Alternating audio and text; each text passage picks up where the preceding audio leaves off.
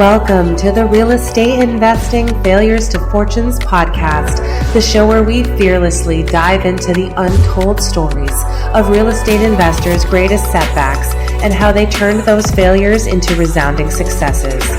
I'm your host, Kate Berry, and we're talking with real estate investors across the country to learn exactly how and why they failed and how they took that failure and turned it into a powerful lesson for their business. So come along with me, Kate Berry, on this transformative journey from failure to fortune.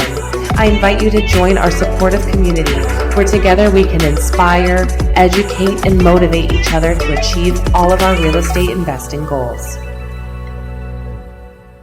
Welcome to the Real Estate Investing Failures to Fortunes podcast. I'm your host, Kate Berry. On this show, we dive deep into the journeys of real estate investors and agents who have experienced failures, but are willing to share the lessons learned that help them turn those failures into fortunes. We are thrilled to be here today with our guest, Chris Miles.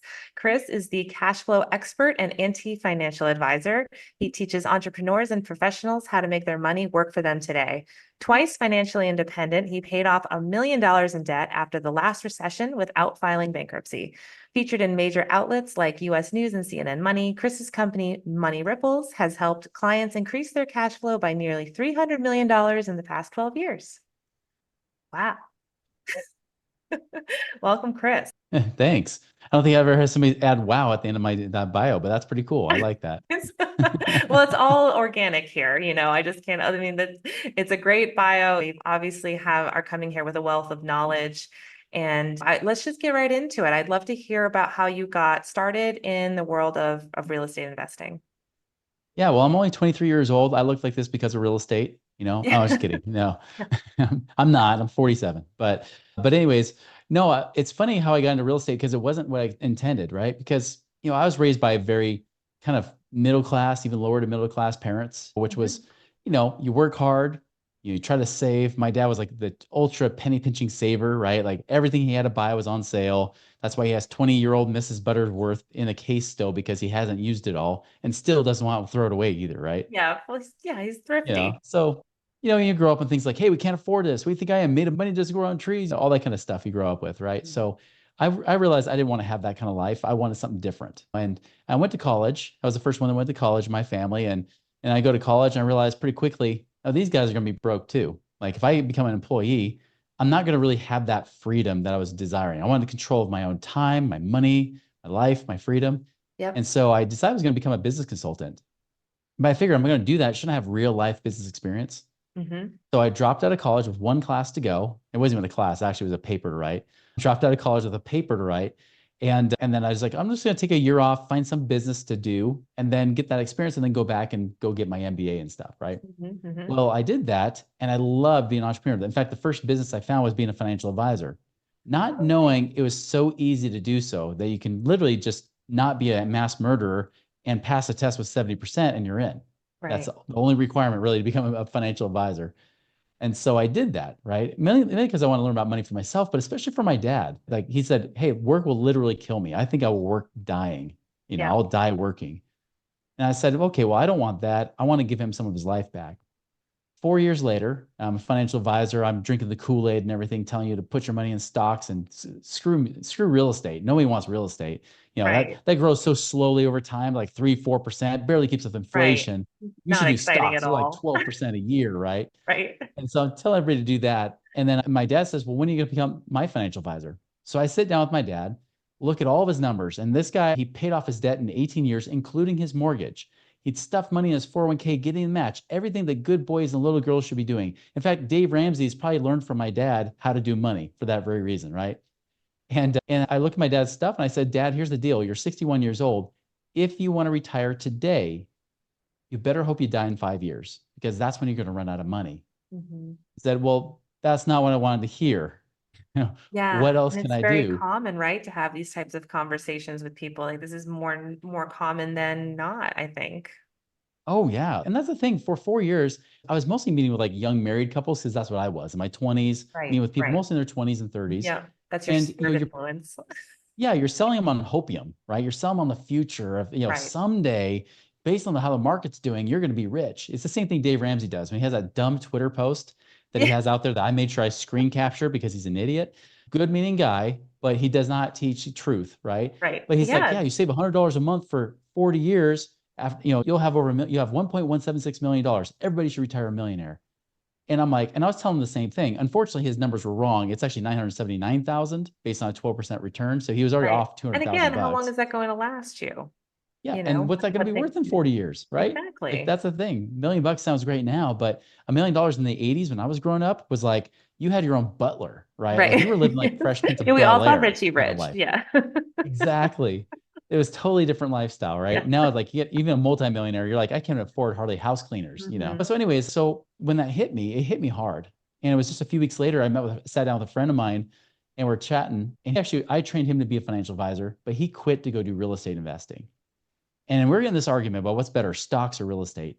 He stops me. He said, Chris, how many of your clients are truly financially free where they don't worry about money? I said, well, they all worry about money. They all worry about running out of money and living too long. He's like, okay, good. So zero. Good job.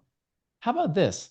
How many of you guys as financial advisors are financially free, not off the commissions you're earning, but actually doing these real estate investments? Or sorry, actually doing these mutual fund investments, right? Mhm. And I'm like, well, I know guys have been working here since the late 1970s. So this is back in the end of 2005, right? Late Mhm. 1970s, these guys have been around for over 30 years and they still can't retire. So probably none. Like, there's your problem. And he kind of opened my eyes a little bit, right? And Mhm. granted, I read Rich Dad Poor Dad. I knew about all this stuff, but Right. I always somehow justified that it was supporting what I taught as a financial advisor. Mhm. But after a while, I realized if it hasn't worked for clients, hasn't worked for financial advisors even in their own lives, why would it work for me even? And I No. want to retire. Yep. So I started following where I saw the proof in the pudding, right? Who are the Yeah. people that actually were financially free in their 20s and 30s, and they were all real estate investors. So I actually did that. I actually quit being a financial advisor after a few months. I couldn't Wow. justify it So anymore this and stay and in this is integrity. 2005, right? You're saying so you're becoming a real Yeah. estate investor right before the biggest real estate housing financial crash in 2008. So I kind of see where this might be going. Oh yeah. Yeah. You're kind of Going. already seeing the foreshadowing of this story, right? So, but I'll tell you, I did actually was able to retire there later in 2006 when I was 28, almost 29 years old. I had enough passive income coming in from my real estate and things like that, that Yep. I didn't have to keep working anymore. Yep. Blew Nice. my mind because I thought if I was really lucky by age 40, I could do it as a financial advisor because I just got to save $2 million in mutual funds, live on Right. my 3% a year that we always teach, not the 4% rule. That's dumb. That's antiquated. That was 50-year-old number they came Right. up with and they still teach it today. But 3%, that means I live on 60,000 a year, 5,000 a month. Because 20 years ago, 5,000 a month sounded awesome. Oh, it sounded great. Today, not so Yeah. much. Today, no. Yep. Now it's more Absolutely like right. 10 to 12,000 a month is what I hear from people. 10 to Yeah. 15,000 is like the Probably, same yeah, kind of lifestyle, 15. right? Yeah. But yeah, I did it with real estate. I mostly just did like I turned my starter home into a rental property. I Hmm. started doing things like lending money, things like that. And it was a shocker because as a financial advisor, you thought you had to accumulate money. It was always about accumulation, right? Accumulate compound interest, eighth, one of the world crap. And then you could finally retire by living on less than the interest. Right. But when it came to real estate, it was a very different game. It was like, Hmm. how do I produce passive income? How do I get this to pay me income that allows me Yeah. to replace and pay for my expenses? Yeah. Very Right. different philosophy, very different way of looking at life. I call that acceleration, where a Yeah. financial advisor teach accumulation. Right. And And and that's kind of what changed my life. were you investing in single families or was it multifamilies? What was Single. your Yeah, single? just Yeah. single mainly. Yep. Any Yeah. flips or was it all just buy and hold? I did some flips, some buy and hold. Nice. I even helped facilitate flips. I didn't realize at the time I was acting like a wholesaler for some people. Right. Didn't That's call it how a lot that of back wholesalers get then. started. They didn't realize what they were doing. Yeah, no, I was like, hey, I can actually help you find an investor to buy your property at full appraised value or whatever, right? And that Yep. kind of thing. So I was doing that kind of Yeah. strategy with some people, like where Nice. you'd even find like people with good credit, say, hey, you can sell them your property at full appraisal, get all your equity out. You can still pay them. And then, in fact, this is what I did with my starter home, by the way. I sold it to an investor at full appraised value, turned around and got all the equity out and could invest that. But then I was paying that investor just above his mortgage payment. So he's like making an infinite rate of return because he was using his credit essentially, because we used to be able to do zero down, right? Back in the day. So he would make an Yeah. infinite rate of return on his credit score, basically. Right. So Yep. I'd pay him a little bit over, and then I went and subleased it out. So I would lease it to him, to the investor, after he bought it. I would lease it from him, but then I would sublease it out to a renter to then get paid cash flow on that after stripping out all my equity, right? Yep. That was kind of popular thing to do in 2006 and 2007. Right. Not so much later on, though. No, yeah. So tell us, this is the Failures to Fortunes podcast, and you Hmm. have this great rise from getting to, leaving college, maybe following your own dreams as an entrepreneur, starting your own business, getting involved in real estate. It's working well, like you're making money, you're retired. So it sounds like, and everything you went off into the sunset, right? And That's what it's supposed to be, right? Yeah, it's how it funny because always some ends. people they'll see it on my bigger bio, like longer bio. They're like, "Wow, you retired twice by the time you're 39. How'd you do it?" Easy. I screwed up the first time. That's how I did it. I recommend just doing it once. That's my That's thing, right? right. But now you're I'm the an expert. That's right. The truth. I mean, if you can do it twice and still make it work in different markets, then you got something, right? Yes. Um, No, I love that. I but think once you know you can do it, it takes away a lot of the fear, right? Because you're like, it well, does. maybe I do fail again, but I just will start over again. Oh, and trust me, I was scared the second time around. I was so Yeah. scared to buy that first property. Like I was sweaty almost because I had so much Right. PTSD. So Right. let me talk about that. So 2007, I came out of retirement. I was going to start teach people how to get out of the rat race because that's what I did. And I Mhm. got with the different partners and we all got together to make this company. It was going to be our mission.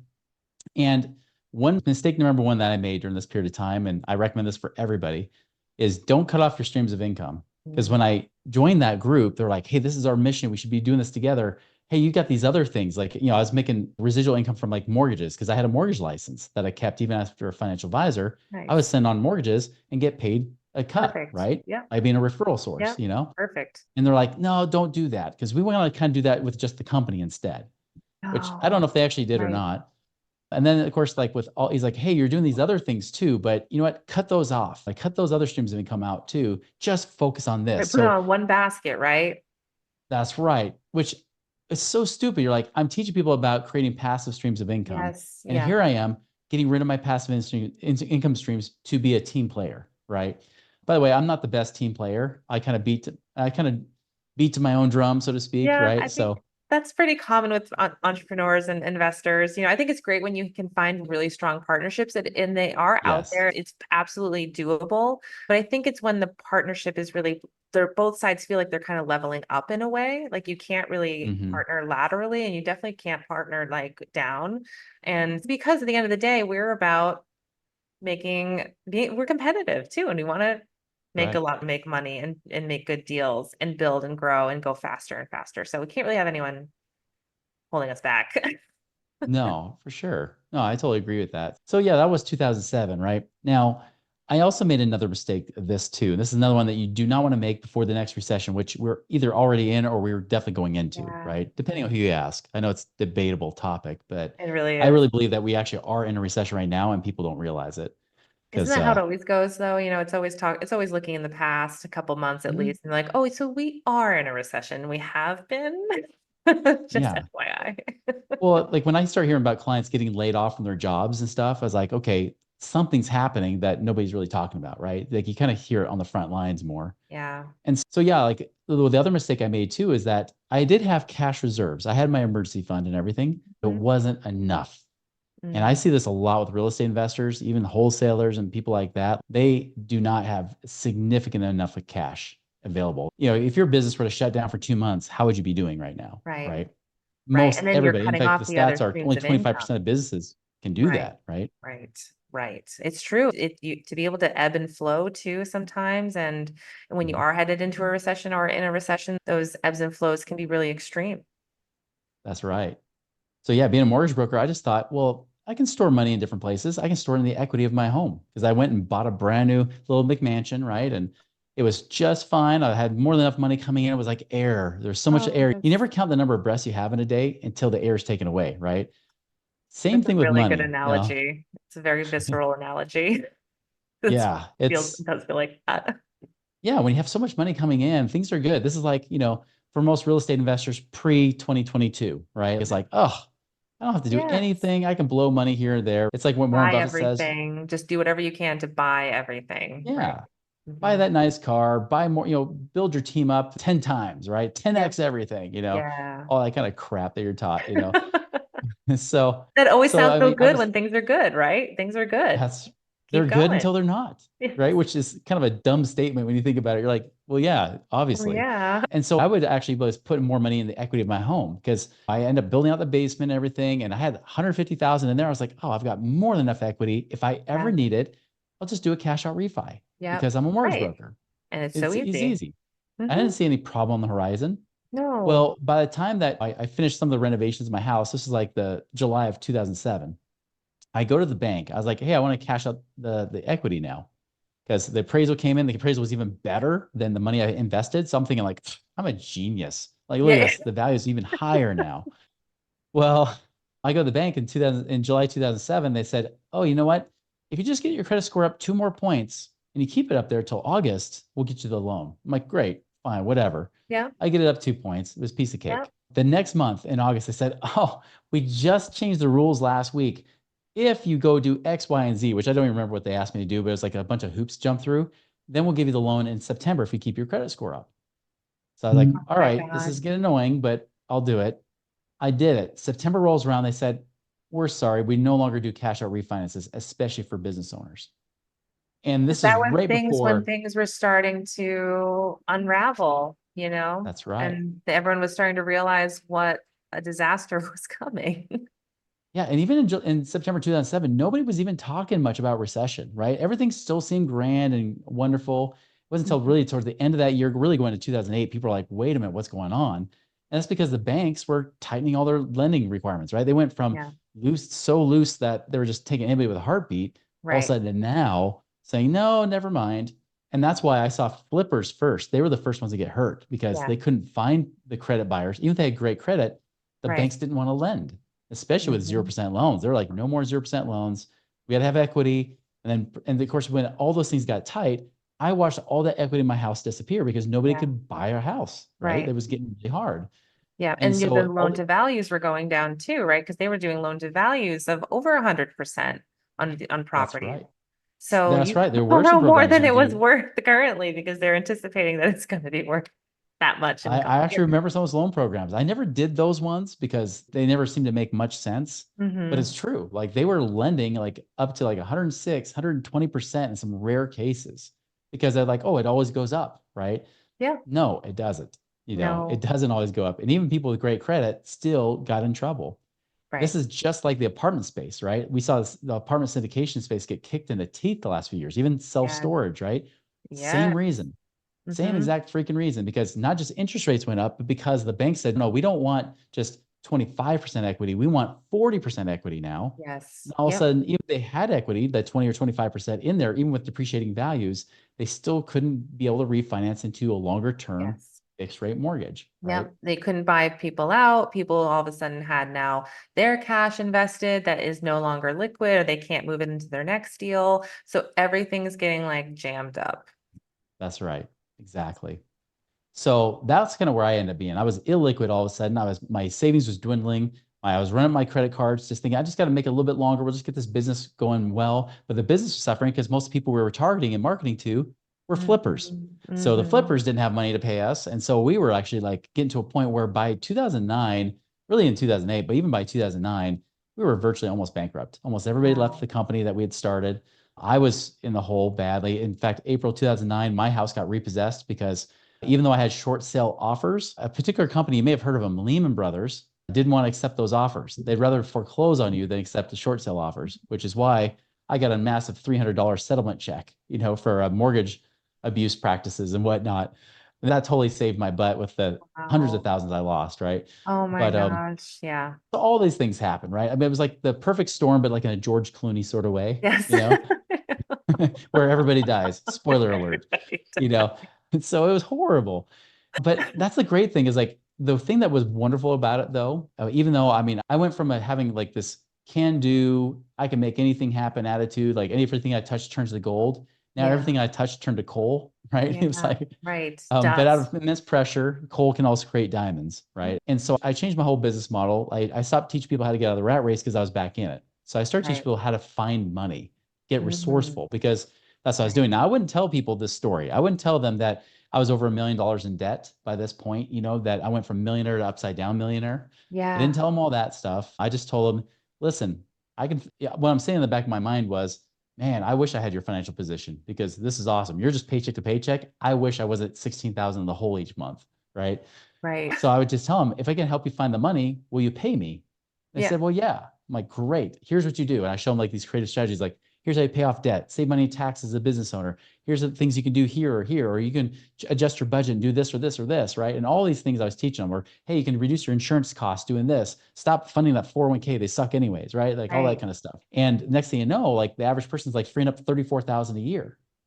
And they're like, this is awesome. And so at the end of 2009, we actually started pulling out. We went from almost bankrupt to then 2010, like 5 million in sales, Oh my which gosh. started to help me personally start digging out of my hole slowly but surely, right? Yes. Yep. Where eventually, even despite, breaking off from that business, starting my own business, Money Ripples in 2012, and even going through a divorce in 2015, still able to kind of get these things working, just using basically taking my own medicine I was given as advice to dig out of holes for other people, Yep. doing it for myself, where eventually I started getting back into the real estate space again. Like I said, panicking a little bit because I was a little scared the Yeah, second time you're around a that, little gun shy, that's a yeah, little, absolutely.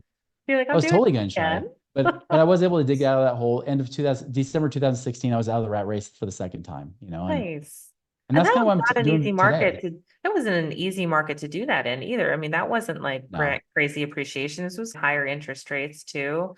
And yeah, so you did it it slowly but was. surely, which maybe that's why it's more successful this time around, because we're talking about the 2020 to 2022, like crazy low interest rates, people buying Yeah. without inspections, buying, cash, waived appraisals, waived Yeah, everything. And so it created this like no checks and balances for that type of the market. And I think now we're facing the consequences of those in this absolutely. much tighter, more difficult market to do real estate. And so I'd love to, well, really quick, actually, before we move on to kind of what you're working on now and what's next for you, Mhm. that time when you were going from near bankruptcy or at bankruptcy to turning it around and figuring out how to be resourceful by telling other people how to be resourceful. How did you get through that? What was It it was that, tough. yeah. Yeah, and you're right. Like, I didn't go bankrupt, although it would have been easier if I did. Because if Mhm. I could have hit the reset button and go back to zero debt, would have been way Mhm. easier. But I was just too dang stubborn. I was Yeah. like, no, I'm going to pay this back, even if I have to negotiate and settle debts and things like that, which is how I paid off a lot of it. Is I actually read a Yeah. book. This was a book that really helped me. And I'm not the biggest fan of this guy. You might have heard of him. His initials are DJT, Donald J. Trump. I Yeah. like some of the things I've about him, seen but I'm some not like the clips. number one, fanboy or anything like that. But I did read a book that was, I would say, his most quote unquote humble book, Hmm. which is called Never Give Up. Never And he give talked up. about a lot of those things. So in 2009, especially, I was reading two books that changed my perspective. One was Never Give Up by Donald Trump, talking about his failures, actually. And then the second one was a book called 3 Feet from Gold by Greg Reed and Sharon Lechter, kind of the 21st century version of Think and Grow Rich, Oh, nice. So there's a lot of good things in there that kind of gave me the faith to keep going because my faith was rocked. I mean, I really had 2 years of struggle, right? It Yeah. was like the last quarter of 2007 till really about September, October of 2009. Hmm. That whole period was just like little shimmers of hope and then crushed dreams, right? Like it was just going back and forth. What got me through it was the mindset. Hands down, it's the mindset, how you see it. So let me give you an example. Like when things were getting really bad, I would think of Napoleon Hills. With every seed of adversity comes the seed of an equal or greater opportunity. Mm. So I think, okay, for as much crap as you have to deal with, that means the reward is going to be just as good, if not greater. Yeah. So I started thinking like Rocky 3. I've made a lot of movie references, I've realized now.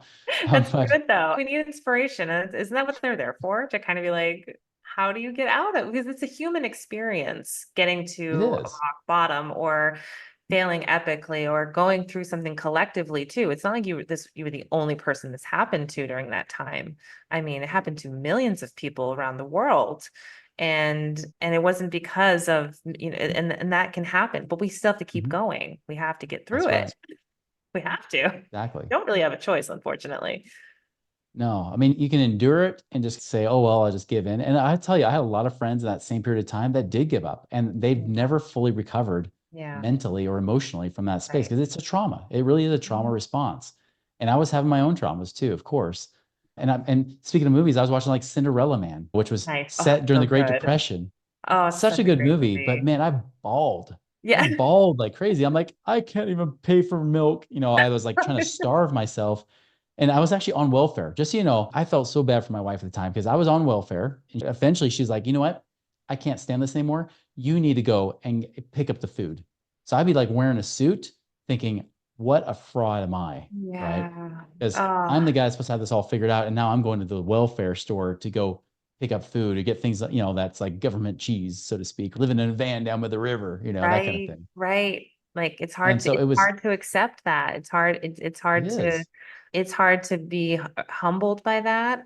And it's hard to, your identity is definitely rocked, I think. Your Oh, yeah. core is rocked. So yeah, you've got to like it's mindset or faith or group support, like you gotta figure out what it is that's gonna get you through to the other Yeah. side. And yeah, you can let it block you, you can let it stop you from doing things in the Mhm. future, or you can try to figure out the lessons learned. And I Yeah. think this is a beautiful turn into, where are you now? What are you thinking about this current market? And what can you say to our listeners who are new and are relatively new investors, maybe gearing up for their first failure? Yeah. Well, let me give you let me finish up that question you asked Sure. me from before, right? Because like I mentioned, like Rocky 3, watching that movie, remember when he was getting hit by Mr. T, he's like, that ain't so bad, that ain't so bad. They're like, he's getting pummeled out there. He's like, no, he's getting angry. And Yes. that's what I would imagine. Like I would be imagining like, man, that hurt. Because at the time, my wife was threatening to leave with the kids and move into her sister's basement. Collector calls were calling, friends stopped calling because I didn't have money anymore. Like I had all these things happen. I mean, collector calls were coming in multiple times a day, just ringing off the Yeah. hook. Oh I man. would be sending them to voicemail. Right. And so I was in a low place, right? There was no doubt. I even tried to get a job as a paper boy. I tried to get a paper route job at 4 in the morning. I thought it'd be my workout. I would even like request apartment buildings so I could run up and down stairs, get a workout in, and then Sure. go do my business. Yeah. They wouldn't even call me back. I couldn't even get a freaking job as a paper boy. Okay. Yeah. I was unemployable apparently. So, anyways, but the thing that got me through was one, I don't believe in any accidents, right? Mhm. And that everything happens for a reason. I was like, man, if this is bad, because that ain't so bad, right? If this is so bad, how much better is it going to be on the other end of this? And so I would imagine like coming out on the other side thinking this is awesome. Even if it was like, maybe I could just help one person inspire them, maybe this would be worthwhile, which obviously it's been a lot more than one person now. But Yeah. back then I'm like, even if I helped one person, would that be worth it? And I Yes. finally got to a place of surrender. And you kind of mentioned this just now, right? I got to a place where it doesn't mean you give up, but it means I stopped just trying to like, here, I'm going to make it happen by this date. It's got to be by this date. I Yeah. kind of let all that go. I took all the pressure off of myself. I said, you know what? And I kind of made a promise. I was actually praying to God. I was like, I don't care if it takes 20 years or 20 minutes, whatever it takes. Like, I know that what I'm doing right now will lead to good fruit, right? Like, I know I'm creating value for people. I'm helping people out. Even if it's just a few people are getting the benefits of my pain is becoming their Yeah. gain. I know Yeah. it's helping out. I was like, I don't care if it takes 20 years. I'm going to keep doing this because I know it's right. I'll do what's right and let the consequence follow. And Yeah. funny enough, the next month, and this is actually after my wife at that time, actually, obviously we're not together anymore, but she even like said, how long are we gonna have to go through this? I'm like, there's gonna be a day I'm gonna say, I told you so. And I slammed the door. Seriously, it was just the next month, things shifted and turned around. We got in these nice relationships between like chiropractors and dentists and was able to teach them. Some of them we actually helped. I have one guy save like 50,000 a year in taxes. He cried, and maybe not in a good Oh. way because he's like, wait a minute, that implies I've been overpaying 50,000 a year for the Yes. last however many years, right? So Yeah. he was grateful, but he was also kind of pissed at his other Yeah. accountant, right? Right. And so it just started to do these things, but it started to really bless people's lives. Yes. And that's how I was able to start to dig out of it. The right Yeah. people show up at the right time. I just had to persevere long enough. And so for my advice now, it's not much different. It's not like you have to live in scarcity, right?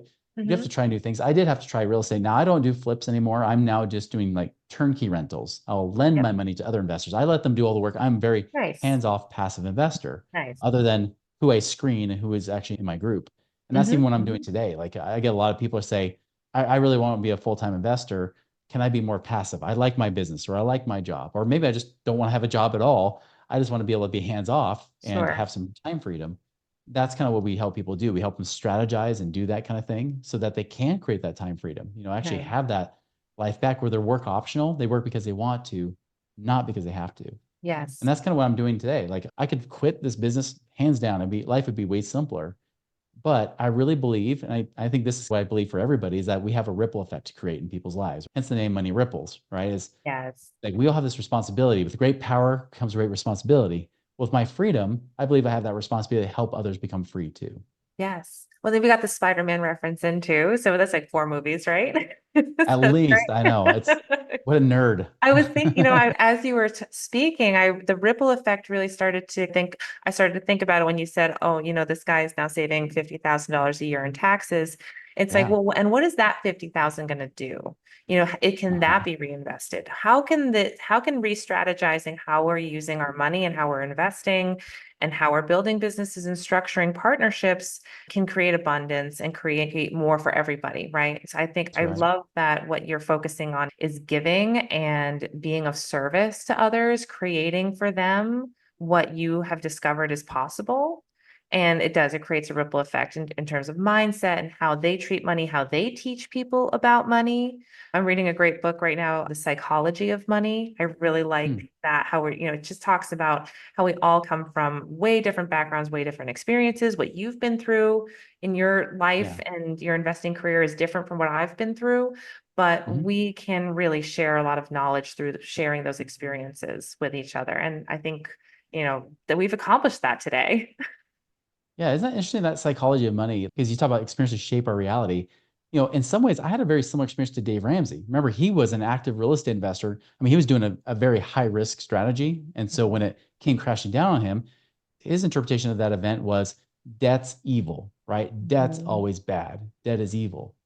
I came out of it, yeah, debt hurt me, but I Yeah. knew that debt was not the cause. In fact, I had ran the numbers. Even if I was debt free, 100% debt free, I was still in the hole every month between my Yeah. business and personal expenses that I had. Yeah, That wasn't the absolutely. problem. It was all about cash flow. So I came out of it as like, how do you actually have a lot more income than expenses without having to live on rice and beans, living in a cardboard box or whatever you have to do, driving that $3,000 Yep. just piece of crap car or whatever forever. Yeah. Like you don't have to do that. That's Right. why even when people tell me net worth is the ultimate measure, no, it's not. It's the end result, but it's not the cause. The cause is Yeah. income and cash flow, right? How That's much more right. income do you have in expenses? Because that income, that extra cash, that profit has to go somewhere, and that builds net worth. So Yes. don't let And net yes. worth be your main tool. Let it Right. be the cash flow. That's your main, really the main flow of money, right? Because that, That and that, yeah, everything's the about flow flow. of money and you can increase. I think so many people they don't go through the whole equation. They kind of just go through, I Yeah. want to increase my net worth, so I need to buy more things. And then it's like, but there's another part of that, which is to also reduce your expenses. And I think reducing expenses really is making sure your systems are efficient, how you're running your businesses is, to the maximum that can be. And then, yeah, figuring out how is debt used? How can debt be leveraged in the best way? How can cash be invested in the best way? That's right. And that comes from building and learning and talking about what we're doing and sharing these experiences with each other. And I hopefully opening up people's mind to that concept of like, money is there, money can be created. If you talk to the right people, if you start thinking about it systemically, if you start really thinking about how can I increase my cash flow each month, Mhm. these are all great tips and tricks. So, Chris, we're kind of coming to the end of our show, and all of this will be in the show notes, how to best reach you. But for anyone listening right now that may want to just get on their phone right now and follow you or like you, how can they find you on social medias or websites? Yeah, social media, it's all at Money Ripples. So that's Ripples in case you're wondering how to spell ripples. I know not all of us are great spellers, but It's yeah, Money Ripples, great one. We also have a awesome. Money Ripples podcast that you can follow on iTunes, Spotify, YouTube, all that kind of stuff. Absolutely. I'm definitely going to be a subscriber. I feel like I'm already a subscriber just to everything you're talking about. And I really appreciate you coming on the show today and sharing your experience and what you learned from your failure, because I think everyone listening can really take a lot from that. I really appreciate that. All right, everybody. Well, thank you for tuning in. This is Kate Berry and from Failures to Fortunes podcast, and I will see you next time. Thank you for joining us on another episode of Real Estate Investing Failures to Fortunes podcast. If you enjoyed today's stories and insights, don't forget to subscribe, rate, and leave a review. Your feedback means the world to us. Remember, your journey in real estate is a marathon, not a sprint. Embrace the failures, learn from them, and turn them into your stepping stones to success. I'm Kate Berry, and until next time, keep hustling, stay inspired, and keep turning those failures into fortunes. Happy investing.